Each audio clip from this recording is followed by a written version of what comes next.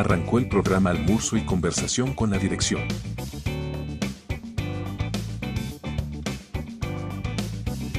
Con la conducción de Tony Marzuca, presidente de la Junta Directiva, y Carlos Llanes, CEO de Tecnoconsult, así como participantes de las 4 unidades de negocio.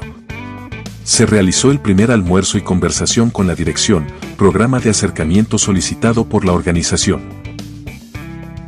Los directivos de Tecnoconsult dieron a conocer aspectos relevantes de la historia de Tecnoconsult, próxima a cumplir 60 años, así como los resultados de la gestión del 2025 y un adelanto de las perspectivas para este año.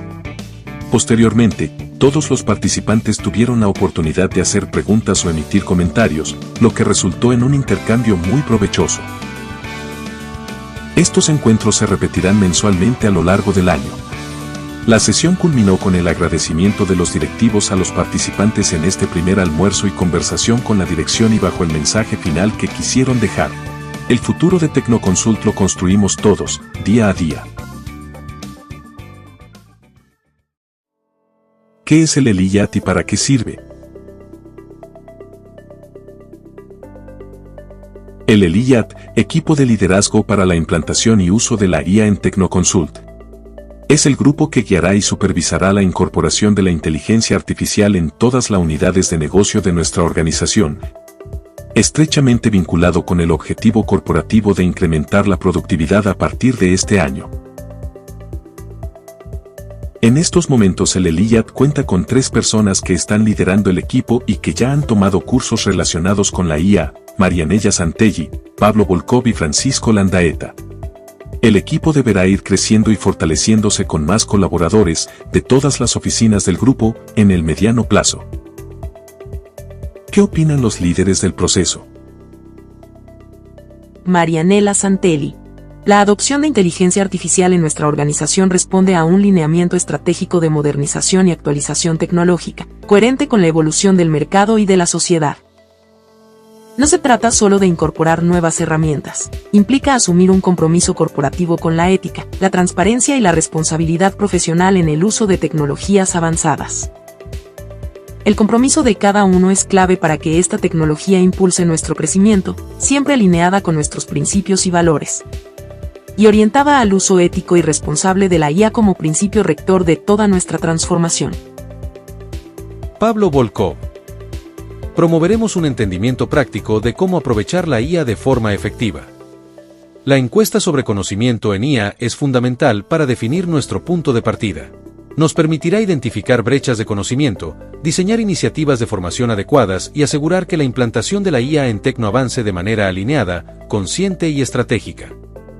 La IA no es solo una herramienta tecnológica, es una capacidad que puede optimizar procesos, mejorar la toma de decisiones y aumentar la eficiencia cuando se implementa con claridad, estructura y una visión de largo plazo.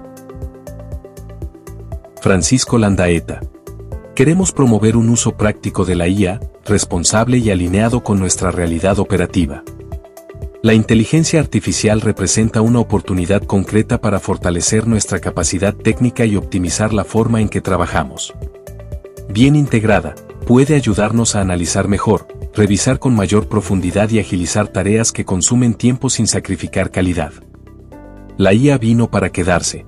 El reto es integrarla con profesionalismo, estructura y visión de equipo, convirtiéndola en una aliada natural de nuestra forma de trabajar. El riesgo no es usar la IA. El riesgo es no saber usarla.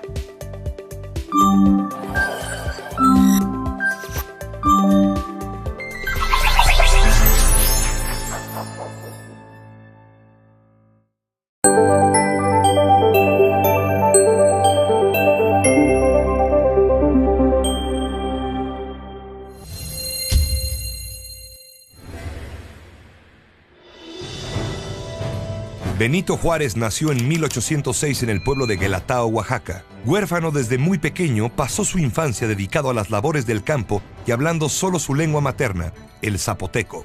En 1818 salió de Guelatao para educarse y llegó a la capital del estado, donde el encuadernador Antonio Salanueva le dio albergue, empleo y le envió a la escuela, donde él solo se impuso una severa disciplina de lectura. En 1821 ingresó al seminario donde cursó estudios de gramática latina y teología moral. Pasó después al Instituto de Ciencias y Artes de Oaxaca para estudiar la carrera de jurisprudencia, de la que se recibió como abogado en 1834. En 1847 fue electo diputado y viajó a la Ciudad de México, pero debido a la invasión estadounidense regresó a Oaxaca, donde recibió el nombramiento de gobernador interino. Era el primer gobernador de procedencia indígena en la historia independiente del país. Hasta antes de la invasión norteamericana, Juárez se había mostrado como un funcionario leal a Antonio López de Santana, pero cuando el presidente huía del invasor, Juárez le prohibió la entrada al estado de Oaxaca. En consecuencia, cuando Santana volvió a la presidencia, ordenó la detención de Juárez, quien fue enviado al destierro en Cuba y después en Nueva Orleans. Ahí se reunió con otros exiliados mexicanos como Melchor Ocampo, que propugnaban por la separación de la Iglesia y el Estado, la desaparición de los privilegios de los clérigos y militares, la transformación de las arcaicas estructuras de gobierno heredadas del virreinato y, sobre todo, de establecer las libertades de conciencia y de culto. Juárez apoyó el Plan de Ayutla, proclamado en 1854, con el que los liberales lograron derrocar finalmente a Santana. El nuevo presidente, Juan Álvarez, lo nombró ministro de Justicia e Instrucción Pública. Al año siguiente se expidió la llamada Ley Juárez, la primera de las leyes de reforma, que abolió los tribunales militares y eclesiásticos. En febrero de 1857 se promulgó una nueva constitución de corte liberal y ese mismo año, bajo la presidencia de Ignacio Comonfort, Juárez se convirtió en presidente de la Suprema Corte de Justicia. En diciembre de ese mismo año, la oposición conservadora lanzó el Plan de Tacubaya con el objetivo de anular la Constitución.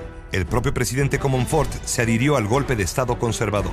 De acuerdo con la ley y ante la defección de Comonfort, el presidente de la Suprema Corte de Justicia, Benito Juárez, se convirtió en presidente de la República. Con Juárez como presidente constitucional y el general Félix María Zuloaga como presidente de los golpistas, liberales y conservadores se enfrentaron en una guerra que duraría 3 años, la Guerra de Reforma. Durante esos años, el gobierno de Juárez se vio obligado a establecerse en diversos puntos del país. En Veracruz, el presidente promulgó las más radicales entre las leyes de reforma, una verdadera legislación de guerra que incluía la nacionalización de los bienes de la Iglesia. En diciembre de 1860, una última batalla dio la victoria final a las tropas del gobierno juarista. A los pocos días, el presidente entró triunfante a la Ciudad de México. Mientras tanto, los conservadores habían conseguido interesar a Napoleón III en el proyecto de establecer un gobierno imperial en México.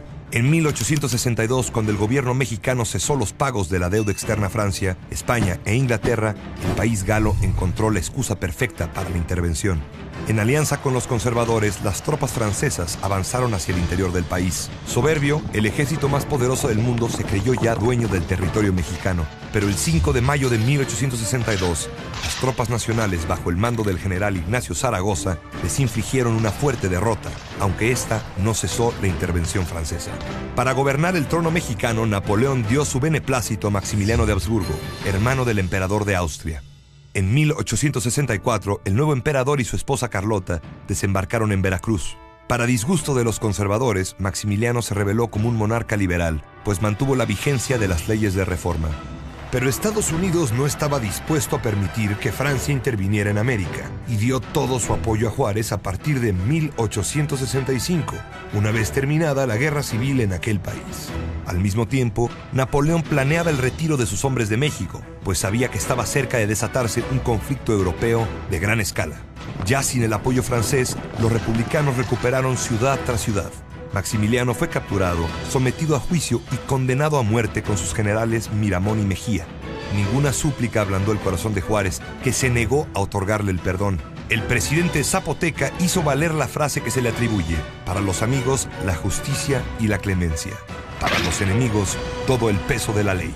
Restablecida la República en las elecciones de 1867, Benito Juárez fue reelecto presidente de México por abrumadora mayoría frente a su contrincante, el general Porfirio Díaz. El 18 de julio de 1872, en sus habitaciones de Palacio Nacional, falleció de un mal del corazón. Dejaba como legado un país que en las guerras contra el invasor habían forjado un sentimiento nacional. Un México donde la ley protegía la libertad de escribir, pensar y creer.